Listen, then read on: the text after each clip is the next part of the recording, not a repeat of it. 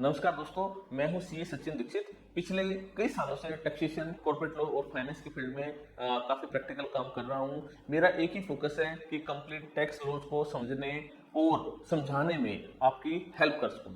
आज हम बात करेंगे जो एक नया एक हिस्टोरिकल डेवलपमेंट हुआ है, न्यू इनकम टैक्स एक्ट, जो कि 1 अप्रैल 2026 से लागू हो जाएगा। ये सिर्फ एक नया कानून नहीं है, बल्कि भारत के इकोनॉमिक सिस्टम और टैक्स पेयर के लिए एक बहुत बड़ा टर्निंग पॉइंट साबित हो सकता है। अब थोड़ा बैकग्राउंड समझिए। करंट इनकम टैक्स जो कि 1961 में बना था, लगभग 65 साल हो चुके हैं। इसमें बहुत बार टाइम के हिसाब से चेंजेस हुए हैं, बहुत सारे प्रोविजन बदले जा चुके हैं और इसमें सबसे ज्यादा अमेंडमेंट लगभग 750 सेक्शंस के अंदर अमेंडमेंट की जा चुकी है। और अगर हम बात करें इसके प्रोविजंस की और दूसरे टेक्निकल पॉइंट्स की, तो वो भी बहुत ज्यादा कॉम्प्लेक्स है। अब टैक्सपेयर के लिए समझना मुश्किल और कॉम्प्लिकेटेड ये बन चुका है। अब इस सारी चीजों को दूर करने के लिए सरकार ने कहा है, भाई हम एक नया टैक्स स्ट्रक्चर लेके आएंगे जिसमें आपकी कंप्लायंस कॉस्ट कम हो जाए। डिजिटल इकोनॉमी के हिसाब से हम इसको डेवलप करेंगे और जो मॉडर्न स्ट्रक्चर जो ये लेके आ रहे हैं उसके अंदर ये कह रहे हैं, यानी कि गवर्नमेंट बोल रही है कि बहुत बढ़िया सिंपल, बिल्कुल सिंपल हम इसका एक टैक्स रूल लेके आ जाएंगे ताकि हर एक आदमी को समझने में भी आसानी हो जाए। अब आते हैं एक्सपेक्टेड हाइलाइट्स पर, यानी कि क्या क्या चेंज ये कर सकते हैं। सबसे पहला पॉइंट है सिंप्लीफाइड टैक्स रिजीम। मतलब जो अभी तक टैक्स रिजीम बना हुआ था ना, ठीक है, उसको थोड़ा सा सिंप्लीफाइड करना। दूसरी बात, अभी टैक्स पेयर ओल्ड रिजीम और न्यू रिजीम की कंफ्यूजन में उलझा हुआ है। नए एक्ट में पॉसिबिलिटी है कि एक यूनिफाइड टैक्स स्ट्रक्चर आएगा जो इजी और ट्रांसपेरेंट होगा। दूसरा पॉइंट है एग्जाम्पशन और डिडक्शन। अभी 100 से ज्यादा छोटी छोटी डिडक्शन और एग्जाम्पशन अवेलेबल है, लेकिन नए टैक्स लॉ में इनको रेशनलाइज करके सिर्फ कुछ एसेंशियल डिडक्शन रखे जा सकते हैं। ठीक है, जैसे कि एचआरए, होम लोन, उसके ऊपर इंटरेस्ट और रिटायरमेंट सेविंग, यानी कि सिंपल सिंपल रखेंगे। तीसरा पॉइंट है कॉर्पोरेट टैक्स और स्टार्टअप। करंट में जो अगर हम कॉर्पोरेट टैक्स की बात करें तो वो लगभग 22% है और जो मैन्युफैक्चरिंग सेक्टर के लिए वो एग्जैक्ट 15% है। नए एक्ट में पॉसिबिलिटी है कि एक यूनिफाइड टैक्स स्ट्रक्चर आएगा जो इजी और ट्रांसपेरेंट होगा। तीसरा पॉइंट है कॉर्पोरेट टैक्स और स्टार्टअप के लिए। करंट का जो कॉर्पोरेट टैक्स है वो 22% है, मैन्युफैक्चरिंग के लिए वो 15% है। नए एक्ट में एमएसएमई और जो स्टार्टअप है के लिए एक क्लैरिटी और नया इंसेंटिव आने की संभावना है। चौथा पॉइंट है डिजिटल इकोनॉमी और ग्लोबल स्टैंडर्ड।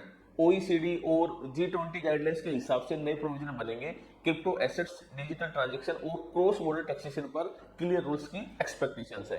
देखो ये यूनिफाइड करने की रिक्वायरमेंट क्या है, जैसे ना जीएसटी में होता है HSN, harmonic system of nomenclature, यानी कि कुछ प्रोडक्ट ऐसे होंगे जो इंडिया में कुछ किसी और नाम से जाने जाते हैं, चाइना में उनका कोई और नाम है, अमेरिका में कोई और नाम है। तो ऐसे ही सब देशों ने मिलकर क्या कर रखा है, एचएसएन डिसाइड कर रखा है।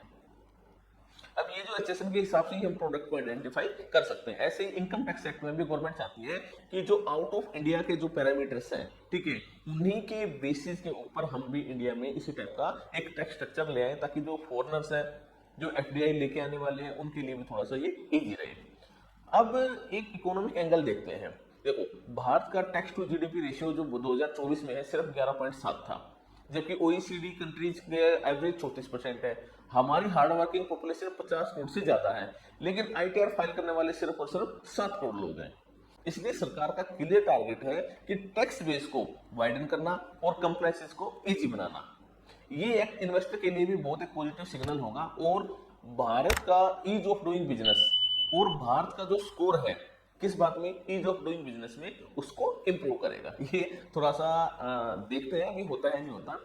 टैक्स पेयर इसका क्या इंपैक्ट होगा आज बात करते हैं। चलिए, सैलरी क्लास के लिए कैलकुलेशन और फाइलिंग सिंप्लीफाई हो जाएगी, कंफ्यूजन कम होगा और बिजनेस और प्रोफेशनल के लिए लिटिगेशन कम होगा और जो डिजिटल कंप्लायंसेज है ज्यादा स्मूथ हो जाए। हालांकि डिजिटल कंप्लायंसेज में तो वेबसाइट तो अभी रुकी गई थी, ठीक है, काम ही नहीं कर रही थी, तो मुझे नहीं लगता क्या होगा ये, तो मुझे नहीं लगता बहुत ज्यादा कोई इंप्रूवमेंट आने वाली बात है।